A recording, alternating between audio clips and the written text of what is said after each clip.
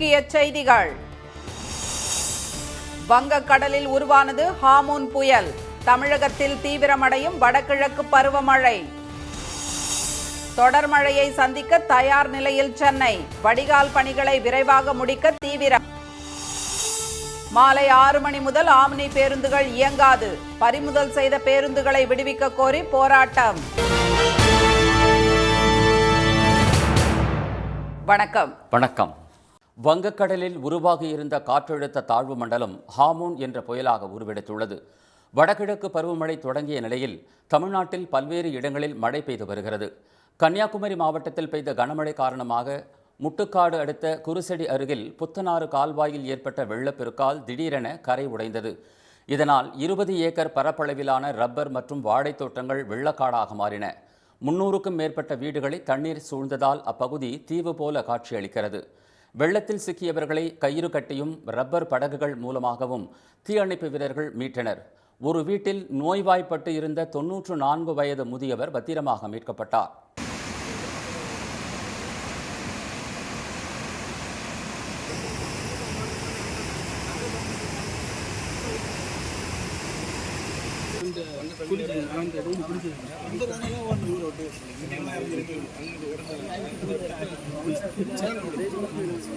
வெள்ளம் பாதித்த இடங்களை பார்வையிட்ட கன்னியாகுமரி மாவட்ட சார் ஆட்சியர் திரு கௌசிக் மீட்புப் பணிகளை துரிதப்படுத்துமாறு அதிகாரிகளுக்கு அறிவுறுத்தினார். வீடுகளை இழந்தவர்கள் நிவாரண முகாம்களில் தங்க வைக்க ஏற்பாடு செய்யப்பட்டுள்ளதாகவும் அவர்களுக்கு அத்தியாவசிய பொருட்களான உணவு, மருந்து உள்ளிட்டவை வழங்கப்படும் என்றும் அவர் கூறினார். இதற்கிடையே தென் தாமரைக்குளம் பகுதியில் பொற்றையடியிலிருந்து தலைக்குளத்திற்கு செல்லும் மேல்மட்ட பாலத்தில் தண்ணீர் நிரம்பி வழிகிறது. ஆண்டிவளை பகுதியில் பாலத்தில் இருந்து நிரம்பி வழிந்த தண்ணீர் திடீர் நீர்வீழ்ச்சியாக மாறி பொதுமக்களை வியப்பில் ஆழ்த்தியது.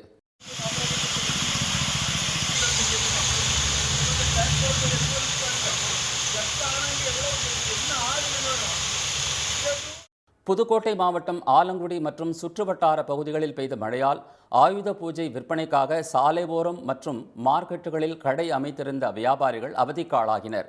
ஸ்ரீவில்லிபுத்தூர், கிருஷ்ணன் கோயில், வன்னியம்பட்டி, வத்திராயிருப்பு, கூமாப்பட்டி, மகாராஜபுரம் உள்ளிட்ட பகுதிகளில் பெய்த கனமழையால் சாலைகளில் தண்ணீர் பெருக்கெடுத்து ஓடியது. மழை நீரில் வாகனங்கள் தத்தளித்தபடி சென்றன.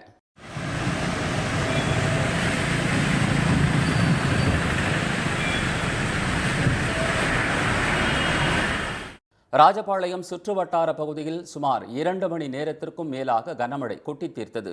தொடர் மழையால் ராஜபாளையம் பிரதான சாலைகளில் மழைநீர் குளம் போல் தேங்கியதால் வாகன ஓட்டிகள் சிரமம் அடைந்தனர்.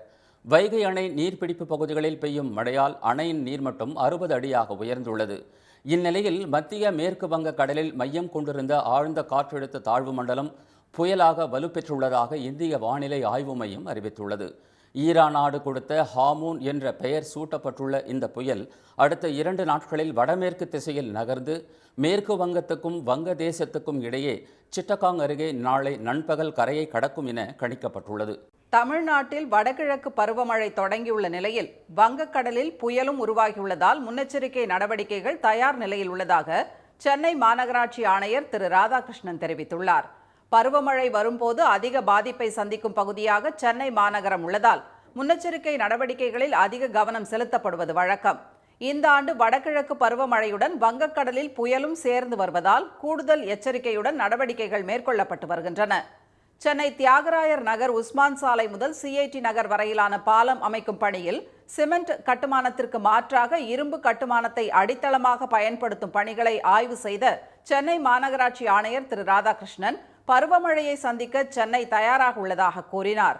மழைநீர் தேங்க வாய்ப்புள்ள 37 இடங்கள் அடையாளம் காணப்பட்டு நீரகற்று மோட்டார்கள் தயார் நிலையில் உள்ளதாக கூறிய அவர், இன்னும் நிறைவடையாத வடிகால் பணிகள் விரைவில் முடிக்கப்படும் என்றார். 37 இடங்களில் தொடர் தண்ணி தேங்கக்கூடிய அந்த மாதிரி இடங்கள் கண்டறிந்து அதுலேயும் தேவையான 1000க்கு மேற்பட்ட பம்ப் செட்டுகள் தயார் நிலையில் வச்சுருக்கோம். தொடர்ந்து 24/7 பணியாளர்கள் நியமித்திருக்கோம். நேற்றைய இரவு கூட நான் பார்த்தேன், எல்லாரும் பணியில் இருந்தாங்க.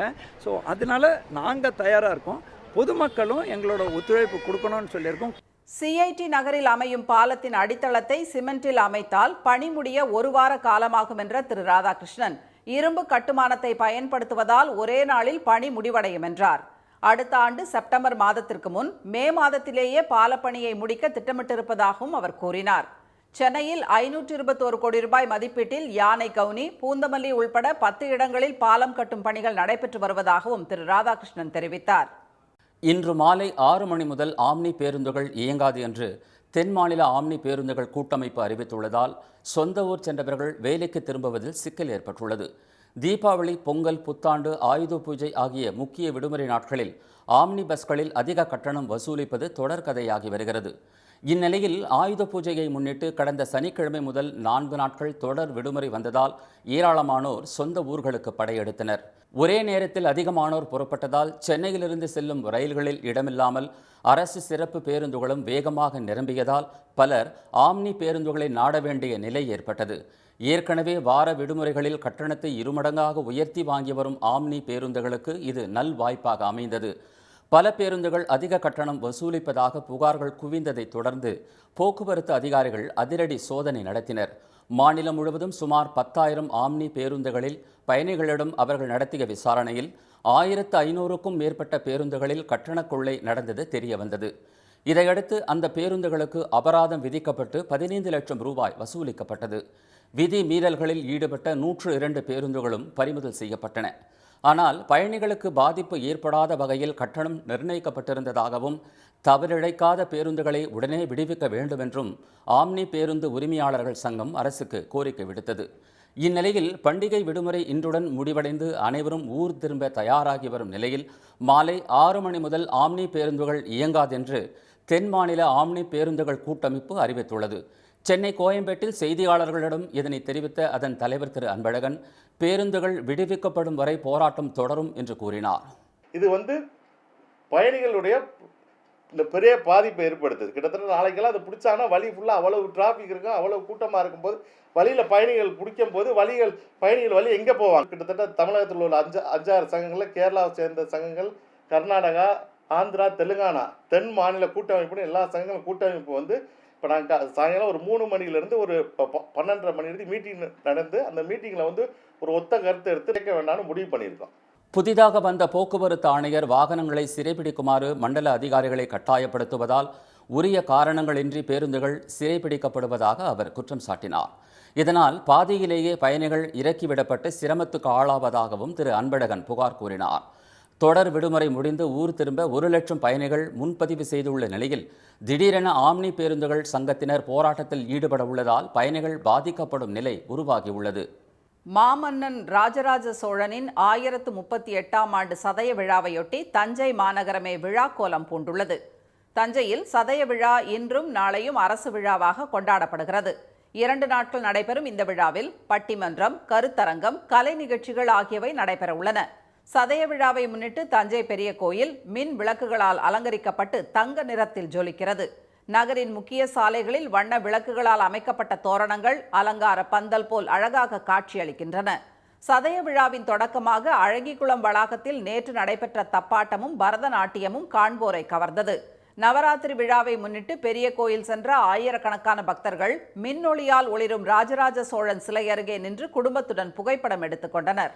நாடு முழுவதும் ஆயுத பூஜை உற்சாகமாக கொண்டாடப்பட்ட நிலையில் வேலூர் VIT பல்கலைக்கழக மாணவர்கள் ரோபோக்கள் உதவியுடன் ஆயுத பூஜை திருநாளை கொண்டாடி அனைவரையும் ஆச்சரியப்படுத்தினர். பல்கலைக்கழக மாணவர்களின் கண்டுபிடிப்பில் உருவான இந்த ரோபோ சுவாமி படங்களுக்கும் அங்குள்ள இயந்திரங்களுக்கும் ஸ்மார்ட்டாக தீபாராதனை காட்டி பூஜை நடத்தியது. பின்னர் ரோபோ ஆரத்தி காட்ட அங்கிருந்த மாணவர்களும் ஆசிரியர்களும் ஆரத்தி தட்டில் சுடர்விட்ட தீபத்தை தொட்டு வணங்கினர்.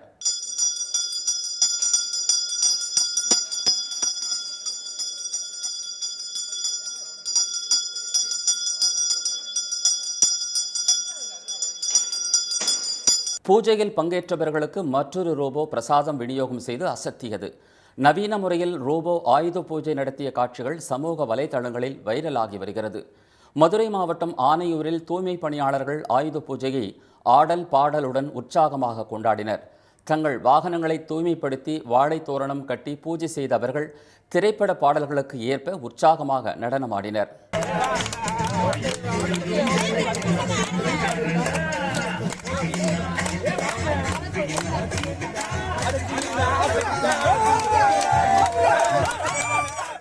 பெண்கள் துப்புரவு ஆயுதங்களை சுற்றி நின்று கும்மி அடித்து கொண்டாடினர்.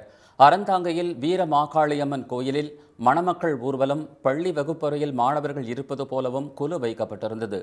ராஜேந்திர சோழீஸ்வரர் கோயிலில் இராணுவ வீரர்கள் அணிவகுப்பு, கிரிக்கெட் போட்டி என அமைக்கப்பட்டிருந்த கொலுவை பக்தர்கள் கண்டு ரசித்தனர். புதுக்கோட்டையில் ஆயுத பூஜை கொண்டாடியவர்கள் பூசணிக்காயை சாலையில் உடைத்ததால் வாகன ஓட்டிகள் நிலை தடுமாறி விபத்துகள் அரங்கேறின.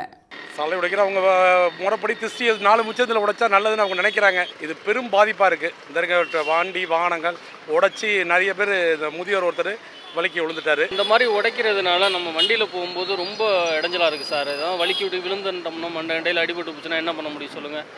ஏதோ கொண்டாடலாம், இப்படி ரோட்டில் போட்டு பண்ணுறது ரொம்ப சிரமமாக இருக்குது சார். பார்க்குறவங்களுக்கு, போகிறவங்களுக்கு, வரவங்களுக்கு எல்லாருக்குமே இதை கொஞ்சம் அவாய்ட் பண்ணலாம். இல்லைனா இதை உடைச்சிட்டா உடனே க்ளீன் பண்ணி கொடுத்தாலும் பரவாயில்ல. விபத்துகளை ஏற்படுத்தும் விதமாக சிதறி கிடக்கும் பூசணிக்காய்களை உடனடியாக அகற்ற நடவடிக்கை எடுக்க வேண்டும் என்று பொதுமக்கள் கேட்டுக்கொண்டனர்.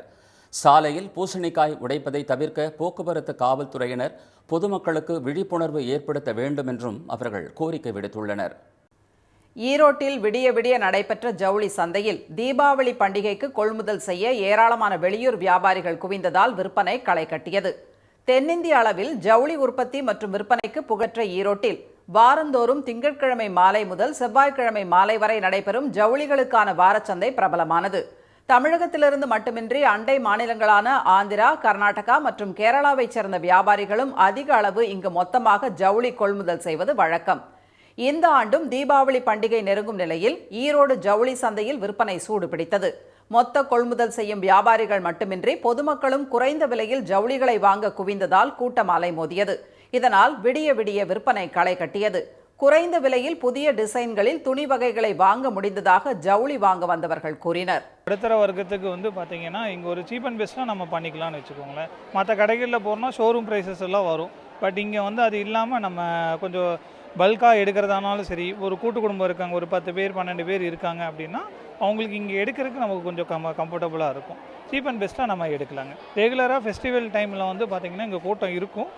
இங்கே எடுத்துகிட்டு போகலாம். நம்ம மற்ற ஏரியாவிலிருந்து நிறையா வர்றாங்க. கொரோனா பரவல் காரணமாக கடந்த 3 ஆண்டுகளாக தீபாவளி பண்டிகையின் போது ஜவுளி வியாபாரம் மந்தமாக இருந்த நிலையில் இந்த ஆண்டு விற்பனை அதிகரிக்கும் என்று ஈரோடு ஜவுளி சந்தை வியாபாரிகள் கூறினர். இது அடுத்த 2 வாரங்களுக்கு மேலும் அதிகரிக்கும் என்றும் அவர்கள் நம்பிக்கை தெரிவித்தனர். ஆயுத பூஜை மற்றும் தொடர் விடுமுறை காரணமாக மலைநகரங்களான உதகை, கொடைக்கானல் பகுதிகளை நோக்கி ஏராளமான சுற்றுலா பயணிகள் படையெடுத்ததால் கடும் போக்குவரத்து நெரிசல் ஏற்பட்டது. வார விடுமுறை மற்றும் ஆயுத பூஜை ஆகியவை அடுத்தடுத்து வருவதால் தமிழகம் முழுவதும் சுற்றுலா மையங்கள் களை கட்டியுள்ளன. பருவமழை தொடங்கியிருந்தாலும் மலைநகரங்கள் நிரம்பி வழிகின்றன. மலைகளின் ராணி எனப்படும் உதகையில் தாவரவியல் பூங்கா செல்லும் சாலை, தொட்டபெட்டா பேருந்து நிலையம், குன்னூர் மற்றும் மைசூர் சாலைகளில் வாகனங்கள் 5 கிலோமீட்டர் தொலைவிற்கு அணிவகுத்து நின்றதால் பொதுமக்கள் சிரமம் அடைந்தனர். மேலும் குன்னூர், கோத்தகிரி, கூடலூர் உள்ளிட்ட பகுதிகளிலும் போக்குவரத்து நெரிசல் ஏற்பட்டது. ஆயுத பூஜைக்காக பொருட்கள் வாங்க கிராம பகுதிகளிலிருந்து ஏராளமானோர் வாகனங்கள் மூலம் உதகை நகரில் திரண்டதும் வாகனங்கள் ஊர்ந்து செல்ல காரணமாக அமைந்தது. மலைகளின் இளவரசியாம் கொடைக்கானலில் நிலவும் குழு காலநிலையை அனுபவிக்க தமிழ்நாட்டின் பல்வேறு மாவட்டங்கள், வெளி மாநிலங்களில் இருந்தும் சுற்றுலா பயணிகள் படையெடுத்தனர். இதனால் கொடைக்கானல் நுழைவு பகுதியான வெள்ளி நீர்வீழ்ச்சி, டோல்கேட் தொடங்கி செண்பகனூர் வரை போக்குவரத்து நெரிசல் ஏற்பட்டு வாகன ஓட்டிகள் தடுமாறினர். கடந்த 2 நாட்களாக சுற்றுலா பயணிகளின் கூட்டம் அதிகரித்துள்ளதால் மூஞ்சிக்கல், ஏரிச்சாலை, வெள்ளி அருவி உள்ளிட்ட பகுதிகளில் கடுமையான வாகன நெரிசல் ஏற்பட்டு 3 கிலோமீட்டருக்கும் மேலாக நீண்ட வரிசையில் வாகனங்கள் அணிவகுத்தன. வாகனங்களை நிறுத்த போதிய இடவசதி செய்து தர வேண்டும் என்று சுற்றுலா பயணிகள் கோரிக்கை விடுத்துள்ளனர்.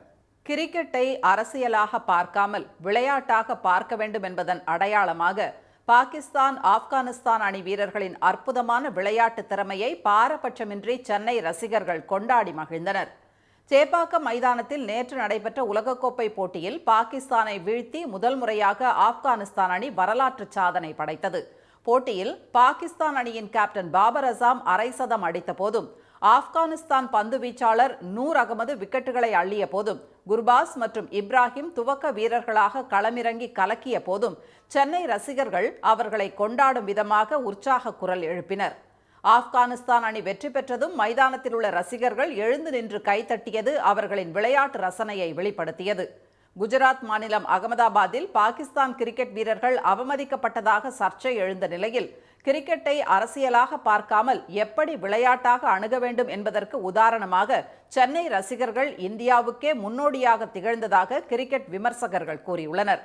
1999ஆம் ஆண்டு சென்னையில் நடைபெற்ற டெஸ்ட் போட்டியில் பாகிஸ்தான் வெற்றி பெற்றதை சென்னை ரசிகர்கள் எழுந்து நின்று பாராட்டிய அதே பாரம்பரியம் இப்போதும் தொடர்வதாக அவர்கள் தெரிவித்துள்ளனர்.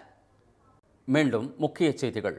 வங்கக்கடலில் உருவாகியுள்ள ஹாமோன் புயல் தீவிரமடைந்துள்ளதால் தமிழ்நாட்டில் மழை பெய்து வருகிறது.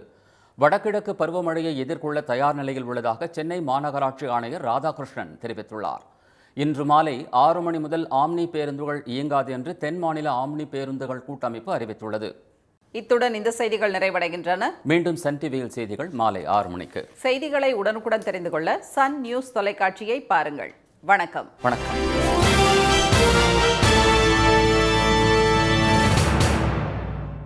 உடனுக்குடன் செய்திகளை தெரிந்து கொள்ள சன் நியூஸ் பெல் ஐகானை கிளிக் பண்ணுங்க.